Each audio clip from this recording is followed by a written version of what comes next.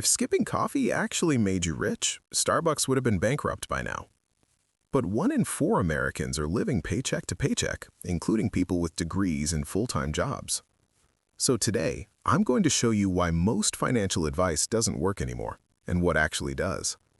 Specifically, the 3 things that matter way more than budgeting ever will.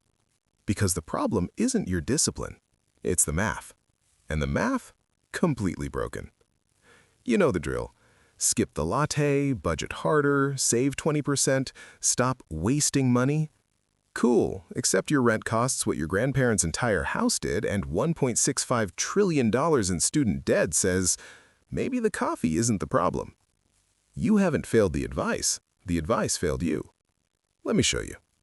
Okay, you've definitely heard this one. Skip your $5 coffee, invest it, retire a millionaire. Sounds great until you actually do the math and realize it assumes 11% returns every year, 0 emergencies for 40 years, no job loss, no medical bills, no rent increases. Reality check, your rent goes up $600 this year. Your latte savings? Gone. But wait, maybe we're all just out here blowing money on brunch, right? Wrong. Americans spend the exact same percentage of income eating out today as they did in 1980. We're not splurging more, we're just paying way more for housing, healthcare, and education. And get this, economists consistently find the real financial killers are job loss, medical emergencies, and divorce, not coffee. So here's what you should actually do. Stop stressing over $5 decisions, start targeting one big lever.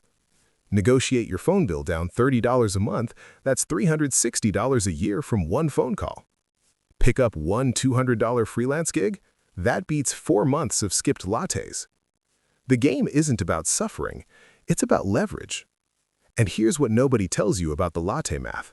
It assumes you're investing that $5 literally every single day for 40 years.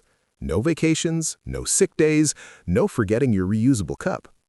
But more importantly, it assumes everything else in your financial life stays perfectly stable. Which, yeah, good luck with that. Now let's talk about everyone's favorite piece of advice. Just budget better. Okay, real talk. Budgeting does not create money. It only moves scarcity around. If your income barely covers rent, food, and utilities, no spreadsheet is going to fix that. When rent, healthcare, and debt are all fighting over your paycheck, budgeting is just creative denial at that point. Look at the numbers. 24% of households live paycheck to paycheck. 29% of lower-income households spend over 95% of their income on essentials. So one unexpected bill, literally one, and everything falls apart. This isn't a discipline problem, it's a math problem. And here's the worst part. Financial stress kills your ability to think long-term. When you're juggling bills, planning ahead feels impossible. That's not a character flaw. That's your brain in survival mode. It can't think about retirement when it's trying to figure out if you can afford groceries this week. So if budgeting hasn't worked for you, you're not the problem, the system is. I actually went full psycho with budgeting for 6 months, tracked every penny, used cash envelopes, the whole thing. Want to know what happened? I saved an extra $400. Then my car needed a repair, $650. The budget didn't survive contact with reality. Then there's that famous rule everyone quotes. 50% needs, 30% wants, 20% savings.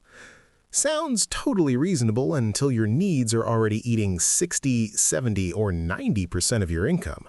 Then what? Just stop eating? Turn off the heat?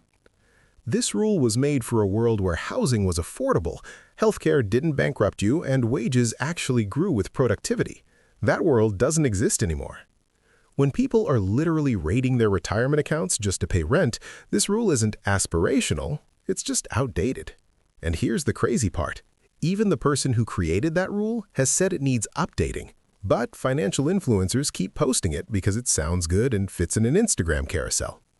Meanwhile, median rent is up 30% in the last decade while wages barely moved.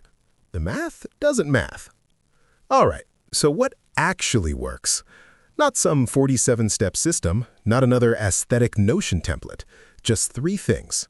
And look, these aren't sexy. They won't go viral on TikTok, but they actually work. Number 1, stop optimizing spending, Start optimizing earning. One 5% raise beats an entire year of clipping coupons. Real numbers.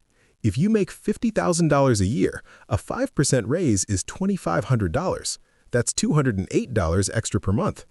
To save $208 a month by cutting expenses, you'd have to cut out literally everything fun. No restaurants, no streaming services, no hobbies, nothing. Or you could have one uncomfortable conversation with your boss. Short-term moves, side gigs that actually pay, freelance your real skills. Not some MLM thing, please. Something that values what you already know.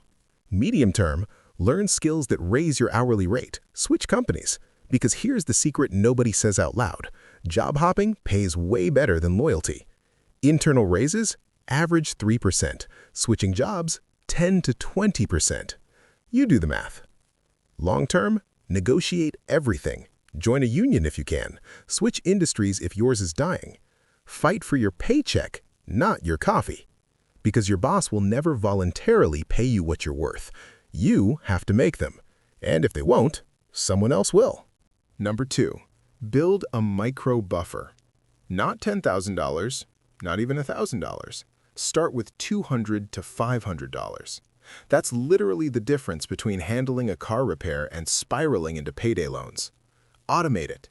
Any bonus, tax refund, birthday money from grandma, grab a chunk and stash it. Buffers buy you breathing room. Breathing room buys you options. Options mean you can say, I choose this job, instead of I'm trapped in this job. This sounds so simple it's almost stupid, but it changed everything for me. I used to think I needed a full 6-month emergency fund before I could relax. That's like $15,000 to $20,000 for most people. Completely paralyzing, so I just never started. Then I aimed for $500, hit it in 3 months. And that $500 saved my ass twice that year. A surprise medical bill, a parking ticket I couldn't fight, both would have sent me into overdraft hell. $500 bought me dignity. Number 3, cash flow engineering. This is the thing that nobody teaches, but it's honestly the most important. It's not about having more money, it's about having money when you actually need it. Align your bills with your paydays. Automate the essentials. Dodge late fees and overdrafts like your life depends on it. You can't budget your way out of poverty, but you can stop bleeding fees. Late fees, overdraft fees, insufficient funds fees. Being poor is expensive. Stop paying the poverty tax. Here's what I mean. Most people get paid on the 1st and 15th, right? But rent is due on the 1st, so every paycheck immediately gets destroyed. Call your landlord. Ask to move your due date to the 5th. Most will do it. Boom. Suddenly, you have breathing room. You can actually see what's left after rent instead of living in permanent panic mode. Same with utilities. Same with your phone bill. Everything is negotiable if you just ask. They say no? Ask again in 6 months. Companies change policies. Different customer service reps have different authority. The system wants you to accept the default settings. Don't.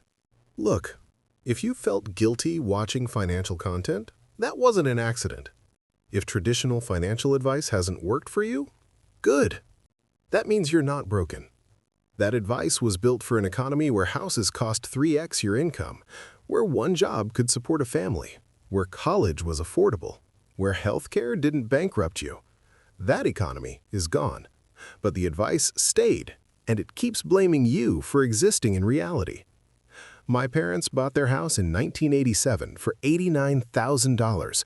My dad made $35,000 a year. That's a 2.5x ratio. That same house today? $675,000. That job? Pays $72,000 now. That's a 9.4x ratio. You'd need to save for 47 years to afford what he bought in 3. But yeah, definitely skip the avocado toast. That'll fix it. So stop blaming yourself. Blame the system. And then game it back. Because here's what they don't want you to know. The rules are made up. Everything is negotiable. Every fee can be waived if you ask the right way. Every bill can be challenged. Every salary can be negotiated. The system is counting on you not knowing this. Next video, I'm breaking down what actually happens at different income levels.